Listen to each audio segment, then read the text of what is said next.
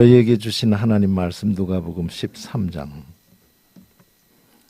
31절로부터 35절까지의 말씀입니다.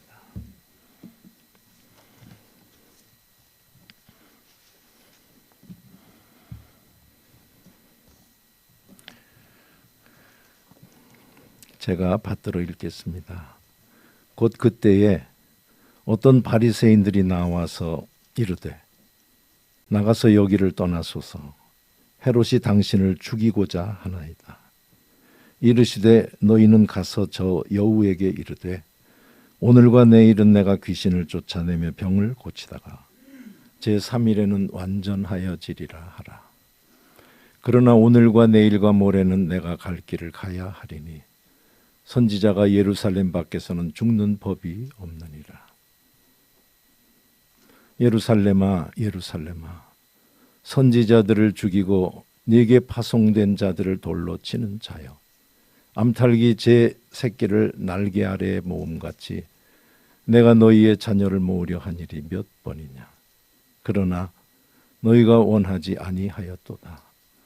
보라 너희 집이 황폐하여 버린 바 되리라. 내가 너희에게 이르노니 너희가 주의 이름으로 오시는 이를 찬송하리로다 할 때까지는 나를 보지 못하리라 하시니라. 아멘. 그 어느 때 어떤 바리새인들이 예수님께 나와서 나가서 여기를 떠나세요. 표현이 그렇습니다. 나가서 여기를 떠나세요. 헤롯이 당신을 죽이고자 합니다. 라고 말했다고 본문 첫 절이 말씀을 합니다. 예수님의 공생의 시절의 상황을 여기서 찾아 읽으면 자료가 많이 나오는 부분이라고 볼 수 있습니다. 우리는 일반적으로 예수님을 가장 시기하고 적대하던 사람들, 그 세력을 얘기한다면 바리새인이라고 볼 수 있는데 오늘 본문에도 나오지만 성경을 자세히 보시면 바리새인들이라고 다 같은 바리새인들이 아니었습니다.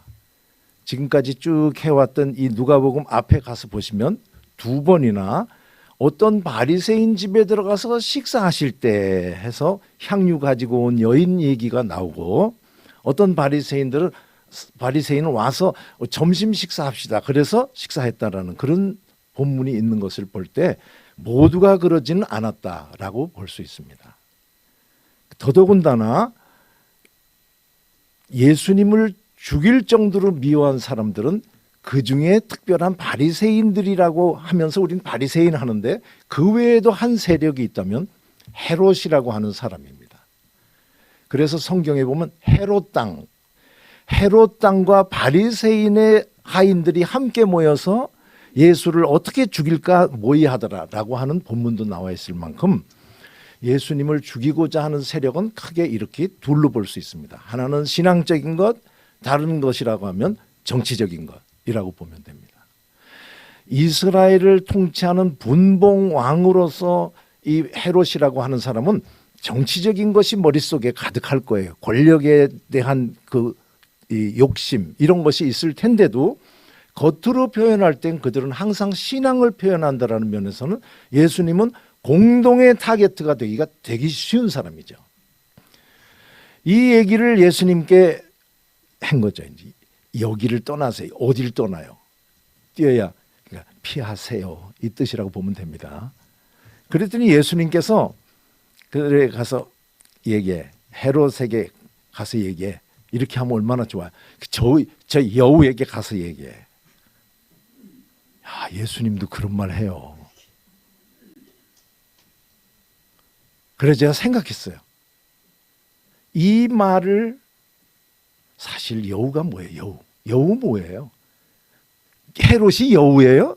이스라엘을 통치한 사람이 여우입니까? 근데 여우 그러면 우리는 보통 제가 생각했어요. 틀릴 수도 있어요. 교활하다. 맞아요? 음흉하다. 음흉은 아닌 것 같아요. 비슷해요. 그러다 보니까 조금씩 우리가 다 음흉한 것 같아요. 다 교활한 것 같고. 그래 예수님의 이 말이 그렇게 뭐 즐겁진 않은데 가만 도망갈 길을 찾으니까 이거 예수님이 발명해낸 개념이 아닌 것 같아요. 그때 다 쓴 것 같아요. 그 시절에 통용되던 이 헤롯이라고 하는 사람의 댐데미를 그냥 써먹었다. 예수님께서 이렇게 보면 맞을 것 같아요. 여우요? 깜짝 놀랄 것이 아니고 다 알아들어요. 저 여우 이렇게 하면 헤롯 이렇게 되는 그 개념을 예수님께서 갖다 쓰셨다. 이렇게 저는 결론 내리고 싶습니다. 오늘과 내일은 내가 귀신을 쫓아내고 병자를 고치다가 제 3일에는 완전하여질 거야. 마음에 들어요? 이 문장이? 이 문장은 좀 이상합니다. 고민했겠죠. 그래서 저 그 관주 같은 데 보면은 완전히 이루리라라고 하는 해석도 있다 뭐 이렇게 표현하는데 원래 뜻으로 가면요. 끝날 거야 이 뜻이에요. 마지막이 될 거야. 이해돼요? 제가 이렇게 만들었어요. 헤롯에게 가서 말해. 지금은 내가 귀신 쫓아내고 병자 고치는데 끝나. 걱정하지 말라고 그래. 이 소리라고 보시면 됩니다. 그러니까 헤롯이라고 하는 사람이 예수님을 죽이려고 하는 이유는 이 말에서 찾으시면 돼요. 헤롯이 어떤 사람인가 하면 세례 요한을 죽였습니다. 세례 요한을 죽일 때 모습을 여기다가 집어넣으시면 돼요.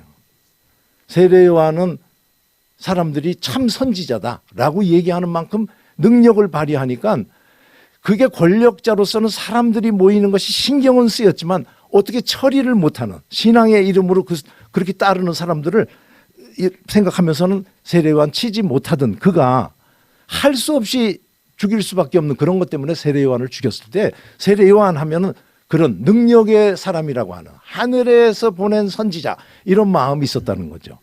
그런데 죽이고 나니까 웬걸 예수라는 사람이 또 나타난 거예요. 그래서 이거 세례 요한이 다시 죽은 거 다시 산 거 아니야?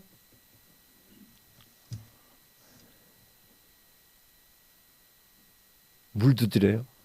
물도 드려. 물병도 뒤에 있어.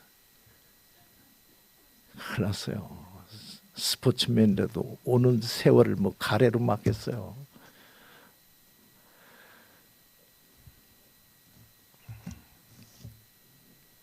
그러니까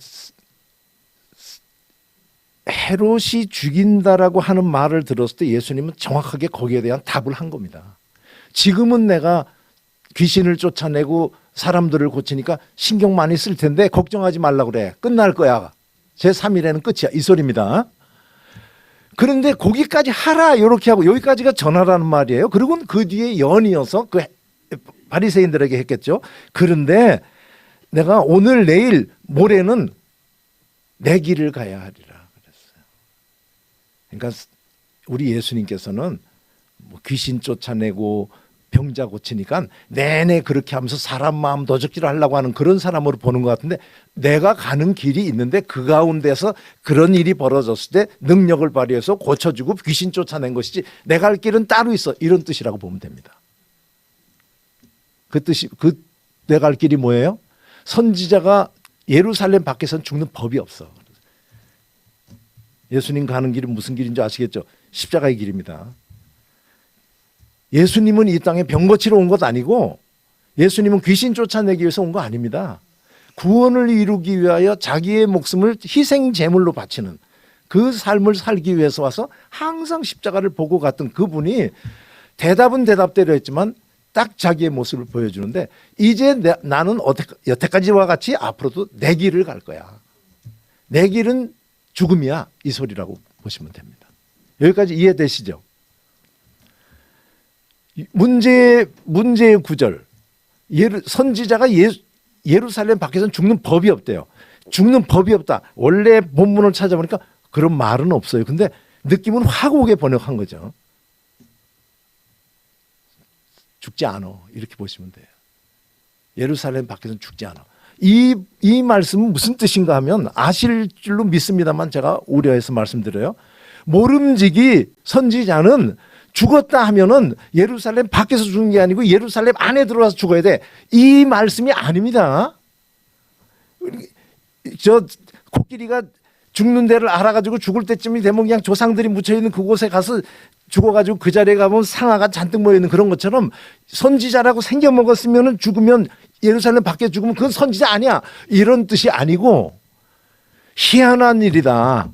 선지자가 왔다 하면 딴 데는 아닌데 예루살렘만 들어가면 죽네 이 소리입니다. 그리고 앞뒤를 보시면 돼요. 그거 묘하지.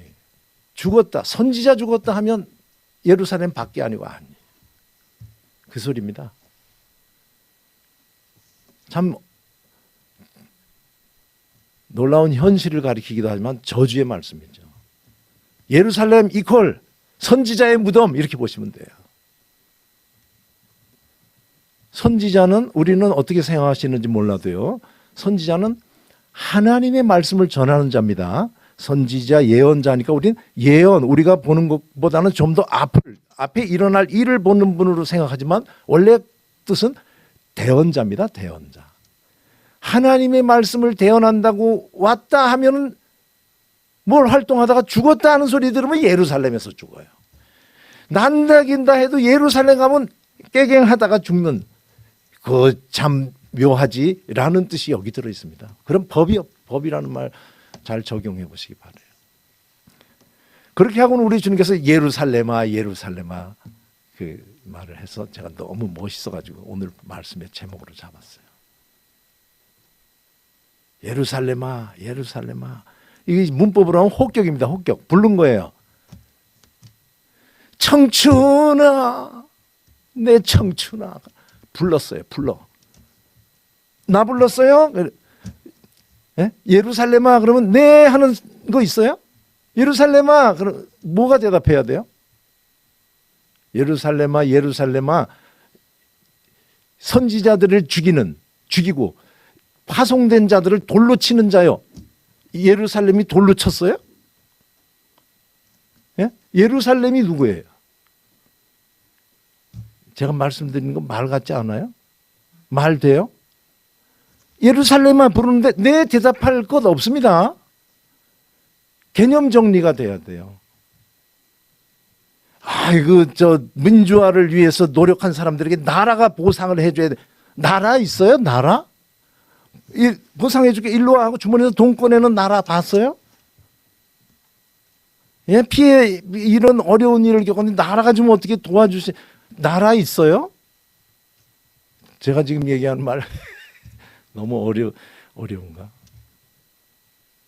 우리는 이런 개념이 정리가 안 돼 있어서 사회가 더욱 혼란스럽습니다. 서양 중세에서는 이것 때문에 수백 년을 싸웠어요. 이게 과연 내용이 있는 거야 없는 거야 그랬어요. 예루살렘아 내용이 있는 거야 없는 거야? 예루살렘 돌 누가 쳤어요? 예루살렘이 쳤어요? 예루살렘 안에 들어있는 사람이 몽땅 돌로 쳤어요? 무슨 소리인지 아시겠어요? 돌 치는 사람 따로 있습니다. 한국 놈들은 중국 놈들은 우리 그런 얘기 혹시 듣기도 하고 말도 하시죠. 한국 분들은 예? 한국 분 어때요? 공성철 같은 한국 사람, 이혜경 같은 한국 사람 같아요? 실체를 말해주는 데는 예루살렘이 없습니다. 여기 지금 예루살렘아 돌로 던지고 선지자를 죽이는 예루살렘 그런 건 없어요. 그 안에 있는 어떤 사람들이 하는 거지. 나라에게서 보상을 달라 그러면 정확하게 이야기를 하면 온 국민이 우리를 위해서 돈 좀 걷어주세요. 그 소리가 똑같아요. 나라 없어요. 이해하시겠어요? 요구할 때 정직해야 돼요. 이런 정리는 우리는 안 돼 있습니다. 서양은 잘 돼 있어요. 보편 개념이 실제냐 이름뿐이냐로 수백 년을 싸웠어요. 우린 개념 정리 안 돼 있죠. 예루살렘 아무 일이 없냐? 억지로 그 안에 내용을 찾아보면 이런 거죠. 신앙 위에 모든 것을 세운 곳. 이해하시겠어요? 신앙의 위에 신앙을 기초로 정치, 경제, 문화, 사회, 가정의 모든 문화적인 행동과 가계의 모든 이런 것을 다 세우는 삶의 모든 것을 신앙 위에 세운 사람들 이렇게 얘기해도 돼요. 그러니까 여기까지 얘기했으니까 그냥 우리식으로 얘기를 하면 신앙의 중심, 신앙의 모델, 신앙의 보루, 이렇게 신앙 덩어리 이렇게 하면 되죠. 예루살렘. 2세기의 어떤 신학자는 그걸 가지고 말했어요. 예루살렘하고 아테네가 무슨 상관이 있어? 2세기에. 오늘 말씀을 했더니 주중에 호주 어떤 학자가 그 제목을 가지고 강의를 했어요. 그 줌으로 제가 봤는데 예루살렘하고 아테네가 무슨 상관이 있냐? 뭐예요? 관광 회사의 문구예요? 예루살렘 뭐예요? 예루살렘은 신앙, 종교를 뜻하고 아테네라고 하면 이성, 철학 이런 걸 뜻합니다. 여기 예루살렘은 신앙 덩어리라는 거죠. 아시겠죠? 여기까지. 신앙의 덩어리가 하나님의 말씀을 대언하는 선지자들에게 돌로 치고 죽였대요. 이 말이 그겁니다. 지금 예루살렘아, 너 신앙생활 잘한다는 너, 근데 하나님의 선지자를 죽이고 파송된 자를 돌로 쳤지. 신앙으로 살아가는 것의 대표라고 하는 그 예루살렘이 하나님의 말씀을 대언한다는 사람을 죽였다는 거죠. 왜 죽여? 하나님의 말씀을 대언한다는 사람이 뭐 불교를 대언했대요, 힌두교를 대언했대요. 왜 죽여요? 나하고 다른 걸 전하니까. 내가 아는 것과 다른 것을 전하니까. 이 선지자들이 이상하다고 보시면 안 됩니다. 그냥 선지자가 이상한가 아닌가 생각하시려면 예수님을 생각하면 돼요. 예수님이 예루살렘에서 죽는 거죠.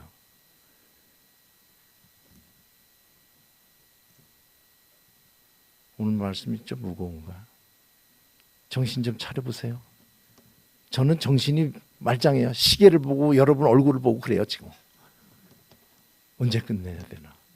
할 말은 많은데. 나를 피곤하게 하니까, 나를 아프게 하니까 하나님의 말씀을 대언을 하는데, 전하는데 내가 아는 것과 다른 것을 전하고 나를 아프게 하고 괴롭게 하고 하니까 죽였다고 봐야 돼요. 지금 말씀드린 거 이해하시죠? 이걸 이렇게 바꿀게요. 나하고 다른 거 보니까 넌 틀렸어. 그 소리죠. 무슨 말씀인지 아시겠어요? 나는 옳으니까. 내가 나하고 틀리면 넌 틀린 거야. 이거죠. 우리 그렇게 살 거예요 아마 살아가면서. 이건 괜찮아. 야 여기까지 우리 다 그렇게 삽니다. 근데 괜찮아. 돌로는 안 던지죠? 돌 던지나? 제가 제일 오늘 말씀에서 궁금한 게 뭔가 하면 그 죽여도 돼라고 하는 그 확신, 그게 어디서 왔을까? 선지자들을 틀렸네. 아유 상종하지 말아야지. 이게 아니고 죽여도 돼. 예수님 못에 박아 죽였어요. 흔들림이 없이. 그 확신이 어디서 올까? 이게 저의 궁금함이었어요. 지위가, 신앙적인 지위가 높아지면 그래요? 한번 반응해 보세요. 신앙적인 지위가 높아지고 신분이 교회 안에서 중직을 맡고 하면은 저 틀린 놈은 심판받아야 돼. 이런 마음이 들어요? 아니에요? 아니래. 그런 사람도 있죠.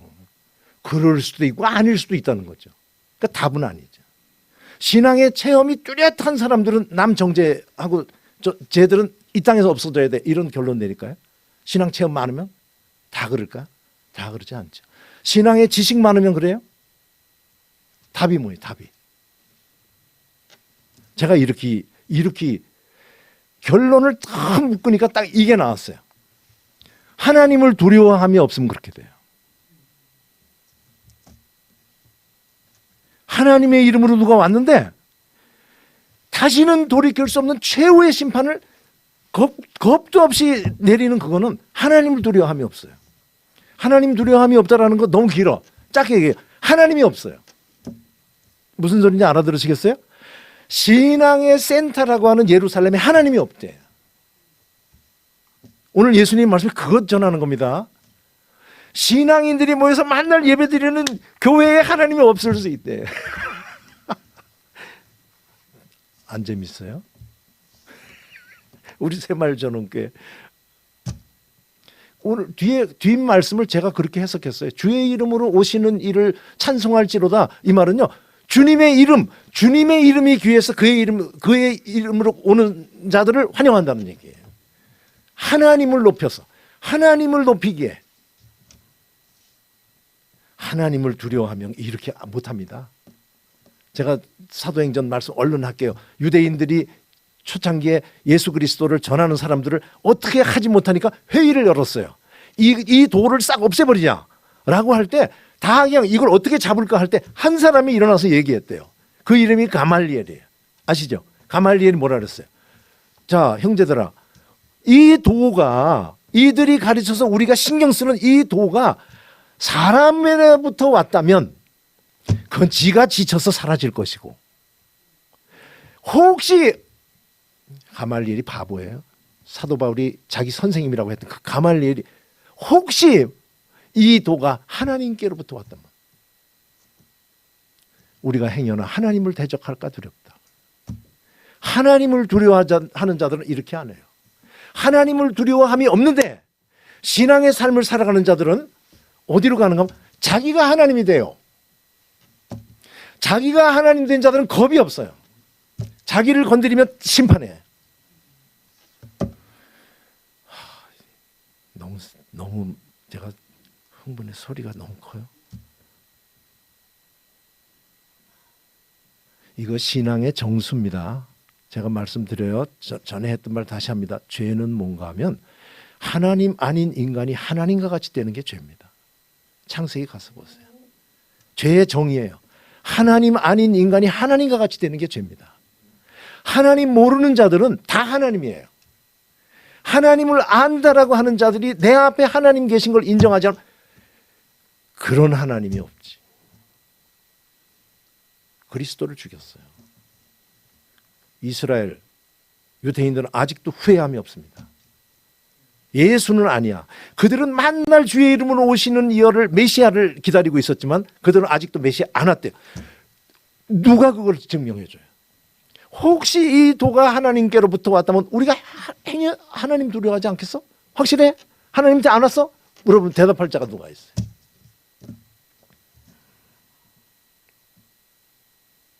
오늘 말씀을 이렇게 다 나왔지만 말씀드릴게요. 하나님 믿는 자는 흔들림이 없는 오고 오는 세대의 기준을 제시하는 자도 아니고 가진 은사를 다 받아서 하늘의 비밀까지를 알고 정확한 답변을 잘 줄 수 있는 능력을 가진 자들도 아니고 내가 하나님이 아닌 것을 아는 자들, 그들이 믿는 자들이. 제 얘기 아닙니다. 믿음이 없이는 기쁘시게 못하나니. 하나님을 기쁘게 하는 건 믿음뿐입니다. 하나님께 나아가는 자는, 믿는 자는 딴 거 아니래요. 반드시 그가 계신 것을 믿는 거래요. 오늘 말씀 여기까지 들으면서 여기 어떤 마음이 드시는지 몰라도 제가 부드럽게 이렇게 말씀드릴게요. 우리에게 하나님을 두려워하는 마음이 있나? 다 필요 없어요.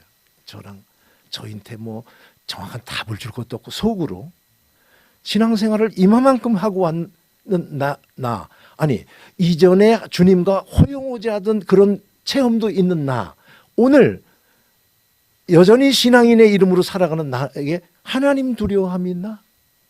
더 줄여서 내게 하나님은 있나? 언행심사를 정렬하고 할 때 내가 하나님이 있나 물어. 어디에 하나님이 있어요? 우리 신앙의 삶에 어디에 있어요?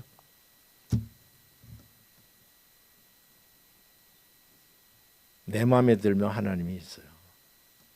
내 마음에 좋은 일이 있으면 하나님은 살아계시고 하나님은 능력이 있습니다. 내 마음에 안 들면 큰 소리는 못하고 속으로 조용거리겠지. 하나님 요새 늙었나. 그게 아니고 이거라고요. 뭐 이렇게 하는데 물어봐야 돼요. 하나님 있나? 이거 저는 제가 오늘 비밀 하나 말씀드릴게요.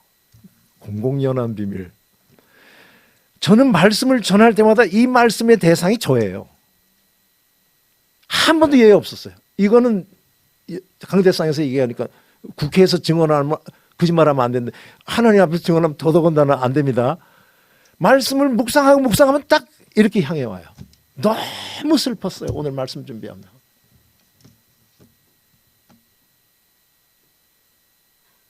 눈 떠서부터 잘 때까지 하나님 생각 외에는 아무것도 안 하던 시절이 있었어요. 다 필요 없습니다. 사람들 박수 다 필요 없고 내 앞에 계신 하나님을 인정하며 오늘 내게 평범한 일에서 특별한 일에서 내 안에서 내 밖에서 사람을 통해서 나귀를 통해서 꾸준히 들려주시는 주의 음성을 예민하게 듣는 이것이 믿는 자라고 하는 걸 기억하시고 이때 내가 하나님 앞에 있다라는 것을 스스로도 인정하게 되는데 그거 놓치지 않고 가면서 세상 누구도 건드리지 못하는데 그 하나님 앞에 항상 언행심사 정렬하면서 그 영혼이 나이는 들어서 겉사람은 후패할지 몰라도 속사람은 매일 새로워지는 이게 신앙의 삶이라는 것을 성경은 구석구석 가르쳐 주는데요. 너무 많이 아는 우리 성도 여러분, 오래 예수 믿은 성도 여러분, 오늘 출발과 같은 모습으로 나인데 하나님은 언제 있더라? 이렇게 한번 물어보시면서 찾고 억울하지 않은 내가 그런 시절이 있었는데 억울하지 않은 삶으로 다시 한번 새 출발 도약하고 독수리 날개치며 올라가는 신앙의 다름질을 하는 우리 모두 되기를 진심으로 바라서 이 말씀을 전했습니다. 기도하겠습니다. 아버지 하나님, 우리에게 믿음 주시고 우리에게 교회 주시고 예배 주셔서 참 감사합니다. 하나님 말씀을 주셔서 이렇게 또 저희들이 묵상을 하며 하나님 말씀이구나 하고 부족한 나를 보면서도 전하고 부족한 나를 또 보면서도 아멘으로 하는 이 예배 자리 외에 우리 굳어가는 우리의 영혼을 두드릴 게 어디에 있겠나이까. 하나님께서 또 한 번 우리를 새롭게 하시려고 다시 한번 새 출발하며 믿는 자 입으로 나온 것처럼 다른 사람들이 저들은 믿는 자래 라고 하는 거에 부끄럽지 않은 믿음으로 살아가는 우리들이 되게 하기 위해서 이 말씀을 주신 줄 믿사오니 하나님 역사하여 주시옵소서. 불쌍히 여겨 주시옵소서.